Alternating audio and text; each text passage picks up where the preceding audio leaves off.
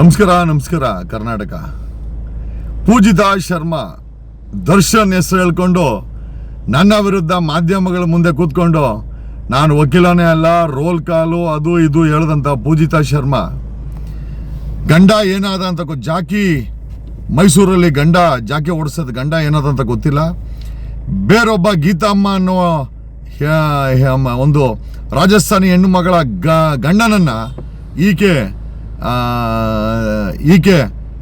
ಅವನ ಜೊತೆ ಸೇರಿಕೊಂಡು ಕಳೆದ 11 ವರ್ಷದಿಂದ ಮಾಡಬಾರ್ದೆಲ್ಲ ಮಾಡಿ ಒಂದು ಮಗುವನ್ನು ಕಾನೂನ ವಿರುದ್ಧವಾಗಿ ದತ್ತು ಪಡ್ಕೊಂಡು ಕಾನೂನಿಗೆ ಕೇರೆ ಮಾಡಿದಂಥ ಈ ಪೂಜಿತಾ ಶರ್ಮಾ ಮಗುವನ್ನು ಅನಧಿಕೃತವಾಗಿ ಸಾಕ್ಕೊಂಡು ಅದನ್ನು ದತ್ತು ಅಂತ ಹೇಳ್ಕೊಂಡು ತನ್ನ ಪ್ರೇಯಸಿ ಅವನೇನೋ ರಾಮ್ ಅಂತ ಅವನ ಹೆಸರು ಕೊಟ್ಕೊಂಡು ಇವತ್ತು ಮಾಡಿದಂಥ ಕೆಲಸಕ್ಕೆ ಮೈಸೂರಲ್ಲಿ FIR ಆಗಿದೆ. ಪೊಲೀಸರಿಗೆ ಅತಿಥಿಯಾಗಿದ್ದಾಳೆ. ವಿಚಿತ್ರ ಅಂತಂದರೆ ದರ್ಶನ್ನ ಪರವಾಗಿ ನನ್ನ ವಿರುದ್ಧವಾಗಿ ಮಾತಾಡಿದಂಥ ಈ ಪೂಜಿತಾ ಶರ್ಮನ ಬಗ್ಗೆ ಸಾಕಷ್ಟು ಕಂಪ್ಲೇಂಟ್ ಬಂದಿದ್ದಾಳೆ.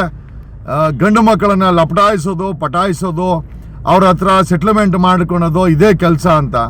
ಹೆಣ್ಣು ಮಕ್ಕಳ ಕುಲಕ್ಕೆ ಈಕೆ ಒಂದು ಕಳಂಕ ಇದ್ದಂಗೆ. ಹೆಣ್ಣು ಮಕ್ಕಳ ಬಗ್ಗೆ ಭಾರಿ ಗೌರವ ಇದೆ. ಬಟ್ ಈ ರೀತಿ ಫ್ರಾಡ್ ಮಾಡಿದ್ರೆ ಸಮಾಜದ ಗತಿ ಏನಾಗುತ್ತೆ ಅಂತ ಹೇಳುತ್ತಾ, ದರ್ಶನ್ ಶಿಷ್ಯಂದು ಸ್ವಲ್ಪ ಎಚ್ಚರವಾಗಿರಿ, ಈ ಥರ ಆಗ್ಬಿಟ್ರೆ ಕಷ್ಟ ಆಗುತ್ತೆ ಅಂತ ಹೇಳುತ್ತಾ,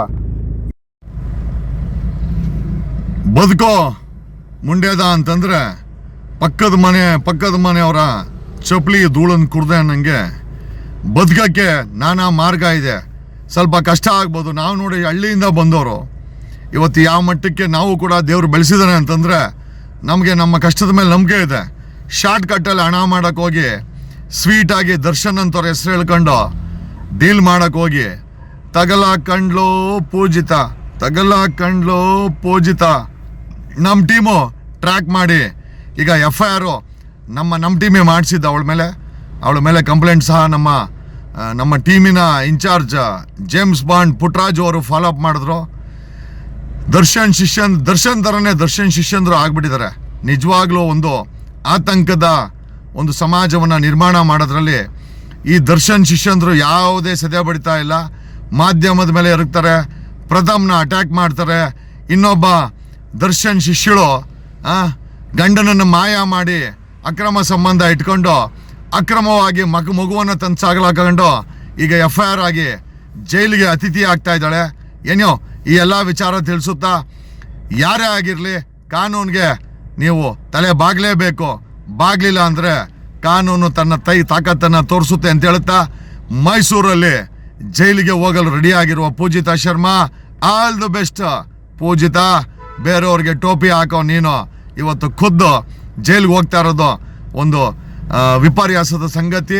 ಹೆಣ್ಣು ಕುಲಕ್ಕೆ ನೀನು ಅವಮಾನ ಅಂತ ಹೇಳುತ್ತಾ ಈ ಒಂದು ವಿಚಾರ ಮುಗಿಸ್ತೇನೆ. SSTV ಸಿನಿಮಾ ಜಗತ್ತಿನ ಕ್ಷಣ ಕ್ಷಣದ ಸುದ್ದಿಯೊಂದಿಗೆ.